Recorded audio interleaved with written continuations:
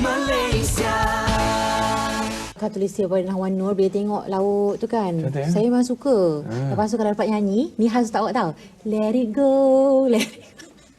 Sebab dia masih lagi tak boleh nak kecang tadi tu. Sabar Terence, sabar. Saya perlu ingat lautan.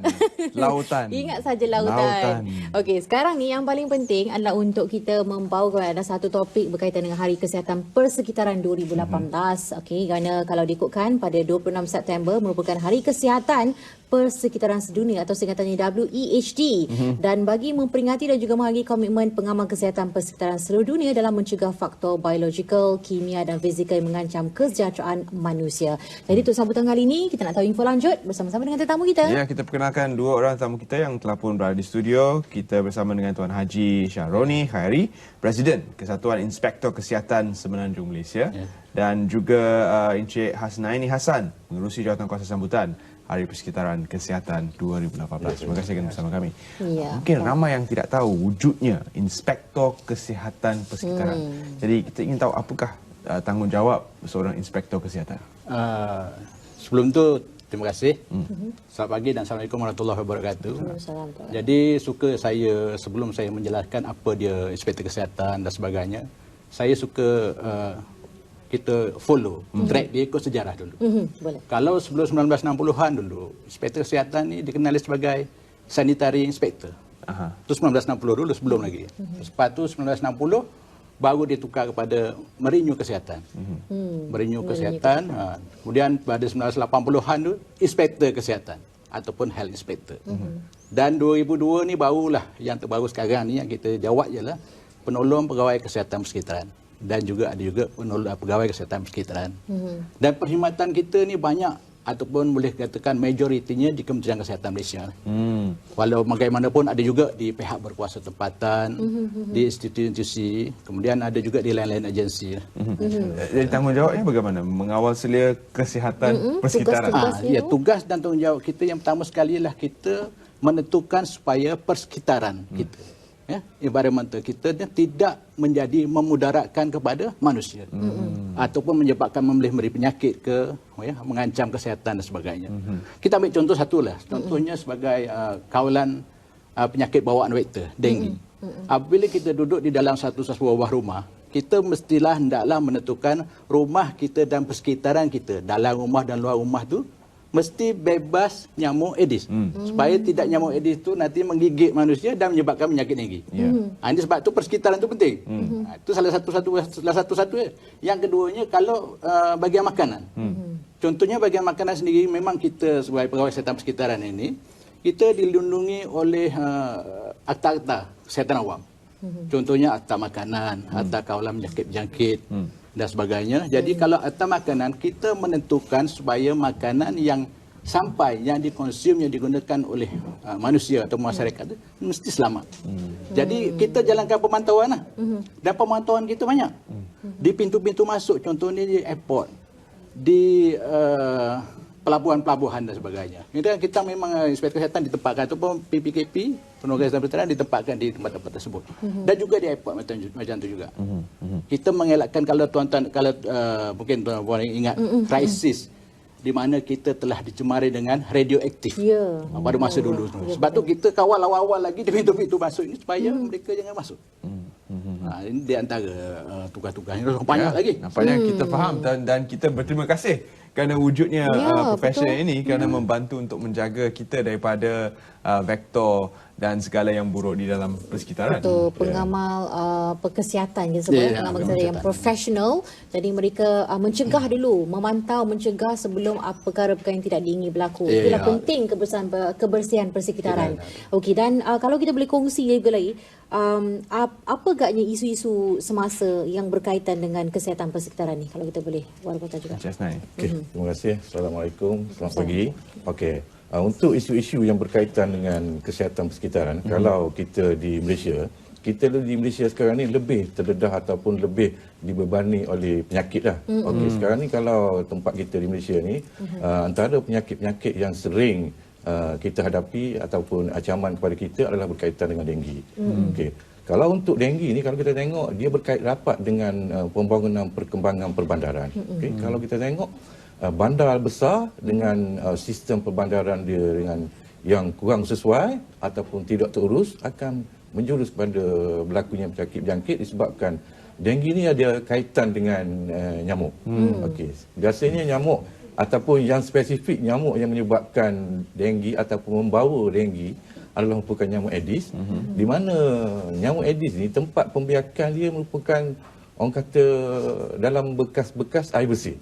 Okey, nyamuk Aedes ni dia tak ada dalam bekas orang kata macam longkang. Tapi kalau di longkang tu dalam bekas-bekas polisterin, tin, botol, okey, dan juga kebiasaannya kalau kita tengok di persekitaran rumah kita. Di persekitaran rumah kita ada bekas bertakung. Kalau di kampung tu tempurung kelapa ke, dalam rumah tu pasu bunga ke. Jadi dia senang untuk membiak dan juga dia mencari kalau ada walaupun air yang sedikit dia terus menimbulkan pembiakan. Dan juga kalau kita tengok antara isu lain yang berkaitan dengan kesihatan persekitaran adalah isu yang berkaitan dengan makanan lah. Makanan. Sebab itulah untuk makanan ni salah satu kita punya perundangan yang berkaitan ni berkaitan perundangan makanan, kita ada Akta Makanan macam Tuan Haji beritahu tadi, dan juga bawah Akta Makanan kita ada 3 peraturan. Peraturan makanan, peraturan kebersihan makanan dan juga peraturan kawalan tembakau. Okey, itu betul-betul ya. Memang sebab kadang ada makanan yang terdedah, tidak diselenggarakan dengan betul, dimasak baik. Dan bagaimana menangani isu-isu ini? Dan kalau kiranya ia tidak dilaksanakan dengan betul, apakah mungkin impaknya pada masyarakat? Okey, daripada segi impak, kalau kita tengok impak pada masyarakat biasanya berkaitan dengan penyakit jangkit lah.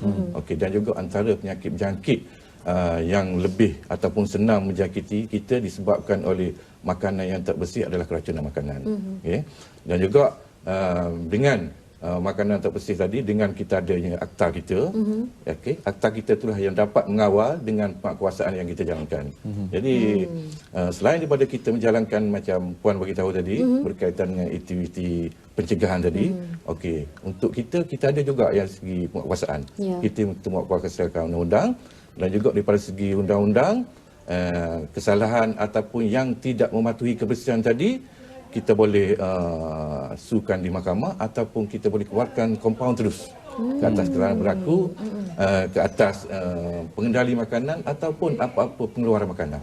Okey, baik. Jadi Tuan Syarif memang jelaslah bahawa bidang ni memang sangat penting. Memang sangat penting. Penguasaannya juga. Dan suka saya jelaskan satu lagi lah mengenai dengan kawalan penyakit berjangkit ni. Apabila kita dapat satu notifikasi daripada hospital, kita sebagai PPKP terus menjalankan siasatan. Siasatan tu kita jalankan supaya kita mendapat punca. Di mana punca penyakit itu berlaku. Kemudian kita nak kawal punca tersebut supaya jangan ada penularan berlaku. Jangan ada perebakan.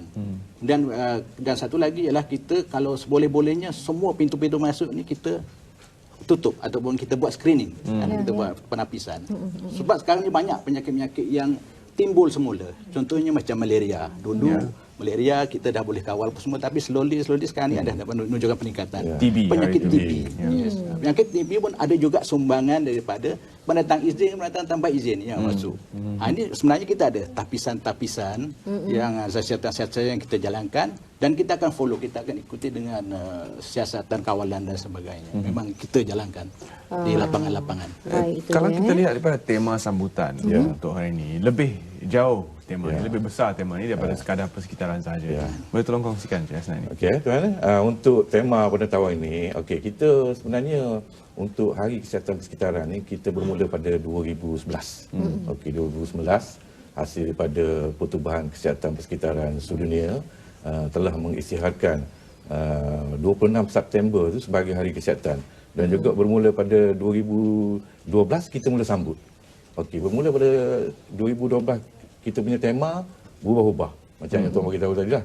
Kita punya tema berkaitan dengan keselamatan bangunan. Next tu kita pergi kepada risiko kesihatan persekitaran, menangani kesihatan persekitaran, peranan kanak-kanak dalam menangani kesihatan persekitaran. Lepas itu next kita ambil pada keselamatan tembakau. Dan juga tahun lepas kita punya tema ada berkaitan dengan kualiti udara dalam dan juga luar bangunan. Dan juga pada tahun ni skop kita adalah merupakan berkaitan dengan global food safety dan juga sustain tadi.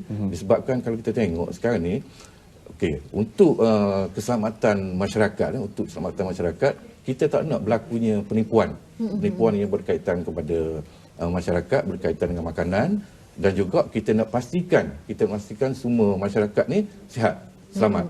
Disebabkan dengan undang-undang yang kita ada dan kita mengambil makanan yang selamat tadi mengikut peraturan ataupun undang-undang yang sepatutnya. Baik, jadi penting tarikh 26 September. Jadi mungkin selaku Presiden secara ringkas tentang kepentingan pada hari tersebut untuk diwar-warkan pada ramai, untuk mungkin boleh terus. Ya, saya menyokong penuhlah dengan Hari Kesihatan Persekitaran Sedunia, dan saya minta semua ahli ataupun practitioner kesihatan persekitaran itu hadir bersama-sama di Gambang pada 26 September tersebut untuk kita raihkan bersama. Baik, itu Terima dia. kasih kita ucapkan kerana bersama kami pada pagi ini dan selamat menyambut Hari Kesihatan Persekitaran Sedunia 2018. Terima kasih sekali kita ucapkan. Dan seterusnya hari ini kita kongsikan satu bingkisan yang menarik ini.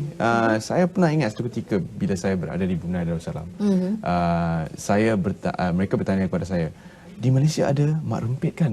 Kata saya, ya ada, tapi itu masalah yang kita cuba tangani. Tapi nak lihat rempit di Brunei, dia tunjukkan sungai kepada saya. Oh. Rupa-rupanya mereka berlumba di atas air. Dan ini saya rasa satu yang menarik. Masyarakat Brunei dekat jalan raya sangat berhemah. Baik. Walaupun tak ada lampu isyarat, mereka akan berhenti di zebra crossing dan sebagainya. Tetapi di atas sungai, lain jadinya. Ya, ini pun lain juga. Ada lumba bot Sungai Kelantan. Ya. Dia dilakukan oleh adat tempatan bagi mengembalikan kemeriahan Sungai Kelantan itu sendiri. Jadi jom kita saksikan bingkisan ini.